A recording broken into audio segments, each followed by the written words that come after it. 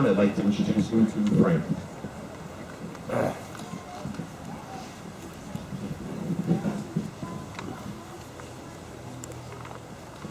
I am Frank Drummond, and my story is different. I never served in the Civil War, but I will tell you something about it and how it affected me. I was born in Canada to Patrick and Margaret Drummond in 1840. In 1863, I migrated to New York, and the Civil War was the topic of the time. Today you've heard stories of young men who were willing to fight to save the Union. They left behind their wives, and often young children. They went to serve with their friends, neighbors, and relatives. However, not everyone wanted to serve. It was possible and legal for a person to hire someone to take his place during the Civil War. And that is what happened to me.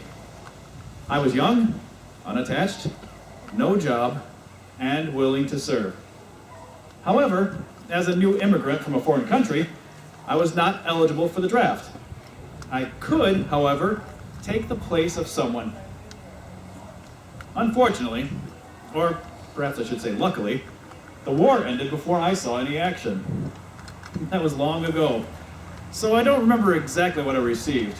Perhaps it was about $300. I'm sure it was less than 1,000. While in New York, I met Catherine Bolin, and we were married in about 1872. We spent some time in Kentucky, and then moved to Chicago. From Chicago, we moved to Grays Lake. Now in Kentucky and Chicago, I had been a policeman, but in Grays Lake, I turned to painting. Kate and I had 5 children. Now some of you have probably heard their stories, but bear with me as a proud father and grandfather as I repeat them. Daughter Emma was born in 1881. She married Tom Mogg in 1906. He became manager of the Sears estate, and that property today is known as the town of Wildwood. Tom and Emma had no children, and they are buried in this plot with Kate and me. Daughter Bessie married Rene Van Wood in 1906. His parents operated the Lakeside Hotel on Druce Lake. It was a popular summer resort for city visitors. Rene died in 1908, shortly after the birth of a baby boy, and he's buried in this cemetery. Bessie later remarried. My son Harry married Laura Winters, and son George married a woman whose first name was Mary. My son Frank married Ruth Triggs. He had a general store in Round Lake for 40 years. Frank and Ruth had 2 daughters. One became Jane Mashak, and the other, Ruth Mogg. I'm very proud of all my children and grandchildren, but I'd like to tell you a little bit more about Ruth.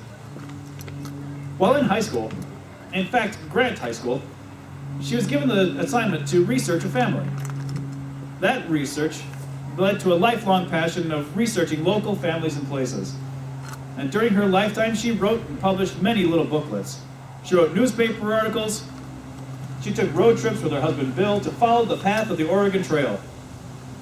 She learned about people from our area who were 49ers. It's too bad that I didn't get to see any action during the Civil War. Then she could have traced my path and told my story. I will conclude it by saying that I died in 1921, and my wife Kate followed me 6 years later. Thank you.